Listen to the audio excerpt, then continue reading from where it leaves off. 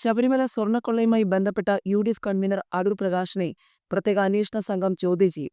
കേസിലെ മുഖ്യപ്രതിയായ ഉണ്ണികൃഷ്ണൻ പോറ്റിയുമായുള്ള ബന്ധത്തെക്കുറിച്ച് അറിയാനാണ് ചോദ്യം ചെയ്യൽ. അടൂർ പ്രകാശിന്റെ ഡൽഹി യാത്രയിലും അന്വേഷണം നടത്തും. സോണിയാഗാന്ധിയുടെ ഒപ്പം പോറ്റി നിൽക്കുന്ന ചിത്രത്തിൽ അടൂർ പ്രകാശും ഉണ്ടായിരുന്നു. കസ്റ്റഡിയിൽ വാങ്ങുന്ന പോറ്റി എസ്.ഐ.ടിക്ക് നൽകുന്ന മൊഴി നിർണായകമാണ്. സോണിയാഗാന്ധിയുമായി കൂടിക്കാഴ്ച നടത്തിയത് സംബന്ധിച്ച് വ്യക്തത തേടുമെന്നാണ് വിവരം. അതിനുശേഷമാകും അടൂർ പ്രകാശിനെ ചോദ്യം ചെയ്യുക.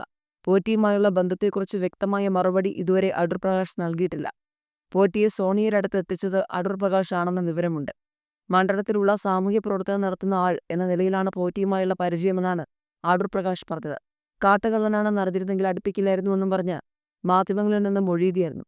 കഴിഞ്ഞ ശനിയാഴ്ച ശബരിമല സ്വർണ്ണക്കൊള്ള കേസിൽ മുൻ ദേവസ്വം മന്ത്രി കടകംപള്ളി സുരേന്ദ്രനെ പ്രത്യേക അന്വേഷണ സംഘം ചോദ്യം ചെയ്തിരുന്നു. അതീവ രഹസ്യമായിട്ടായിരുന്നു ചോദ്യം ചെയ്തത്. അതിൽ സൂചിപ്പിച്ചിട്ടുള്ള കാര്യങ്ങളിൽ പോറ്റിയിൽ നിന്നും സ്ഥിരീകരണം തേടും. മൊഴികളിൽ പൊരുത്തക്കേട്.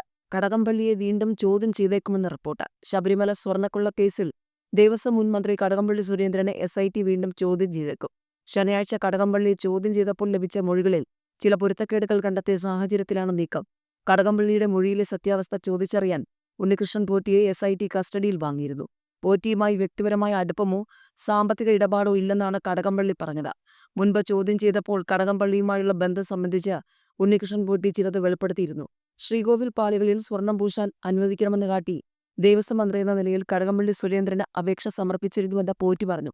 റിമാൻഡിലുള്ള ദേവസ്വം ബോർഡ് മുൻ പ്രസിഡന്റ് എ പത്മകുമാർ എസ്.ഐ.ടിക്ക് മുന്നിൽ ഇതുന്നയിച്ചിരുന്നു. ശനിയാഴ്ച എസ്.ഐ.ടി ഇക്കാര്യം ചോദിച്ചപ്പോൾ കടകംപള്ളി വ്യക്തമായ മറുപടി നൽകിയില്ല. അങ്ങനെയൊരു കാര്യം ഓർക്കുന്നില്ലെന്നും നിരവധി അപേക്ഷകൾക്കൊപ്പം ചിലപ്പോൾ അങ്ങനെയൊരു അപേക്ഷയും ലഭിച്ചിരിക്കാമെന്നും അവയെല്ലാം അതത് വകുപ്പുകൾക്കാണ് കൈമാറുകയാണ് രീതിയെന്നുമായിരുന്നു കടകംപള്ളിയുടെ മറുപടി. ദേവസ്വം ബോർഡാണ് കഴക്കൂട്ടത്തെ നിർധന കുടുംബത്തിന് വീട് വെച്ച് നൽകിയതെന്നും മന്ത്രി എന്ന നിലയിലാണ് പങ്കെടുത്തതെന്നുമാണ് കടകംപള്ളി പറയുന്നത്. എന്നാൽ സ്വന്തം മണ്ഡലമായ കഴക്കൂട്ടത്തെ കുടുംബത്തിന് വീട് വെച്ച് നൽകാൻ സ്പോൺസർ ആവണമെന്ന് കടകംപള്ളി നേരിട്ട് അഭ്യർത്ഥിക്കുകയായിരുന്നുവെന്നാണ് ഉണ്ണികൃഷ്ണൻ പോറ്റി എസ്.ഐ.ടി ധരിപ്പിച്ചത്. നിരവധി പൊതുപരിപാടികളിൽ പോറ്റിയും കടകംപള്ളിയും ഒന്നിച്ചുള്ള ചിത്രങ്ങളും ഇരുവരും ബംഗളൂരുവിൽ സൗഹൃദ സംഭാഷണം നടത്തുന്ന ചിത്രവും പുറത്തുവന്നിരുന്നു. 3 മണിക്കൂർ ചോദ്യം ചെയ്യലിൽ നിരവധി പൊരുത്തക്കേടുകൾ കടകംപള്ളിയുടെ മൊഴിയിൽ എസ്.ഐ.ടി കണ്ടെത്തിയതായാണ് സൂചന. അതിനാൽ കടകംപള്ളിയെ ഒരിക്കൽ കൂടി ചോദ്യം ചെയ്ത് അറസ്റ്റ് ചെയ്യാനും സാധ്യതയുണ്ടെന്നുള്ള റിപ്പോർട്ടുകളുമുണ്ട്.